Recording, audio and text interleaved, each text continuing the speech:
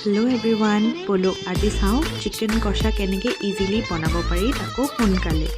তাৰ বাবে মই চিকেনখিনি আগতে মেৰিনেট কৰি লৈছোঁ। হালধি, জিৰা, ধনিয়া, নিমখ, ৰেড চিলি পাউডাৰ, মিঠাতেল আৰু আদা নহৰু পেষ্ট দি। তাৰপিছতে মই চব্জিখিনি যোনখিনি দিম, যেনেকৈ টমেটো, আলু আৰু পিঁয়াজ এইবোৰ কাটি লৈছোঁ। এতিয়া কেৰাহীত অকণমান মিঠাতেল দি মই তাত নিমখ দি লওঁ দেই, কাৰণ নিমখ দিলে তেলখিনি চিটিকি নপৰে। তাৰপিছত মই তাতে পিঁয়াজ, টমেটো, জলকীয়া এইবোৰ দি পেলাই ভাজি লৈ মেৰিনেট কৰি থোৱা চিকেনখিনি দি দিছোঁ। এতিয়া মই চিকেনখিনি ৰঙা হোৱালৈকে ভাজি তাত অকণমান পানী দি দিছোঁ আৰু কাটি থোৱা আলুখিনিও। তাৰপিছত আৰু অকণমান দেৰি ভাজি লৈ তাতে গৰম মছলা দি পেলাই মই বস্তুখিনি সিজিবলৈ অকণমান দেৰি থৈ দিছোঁ।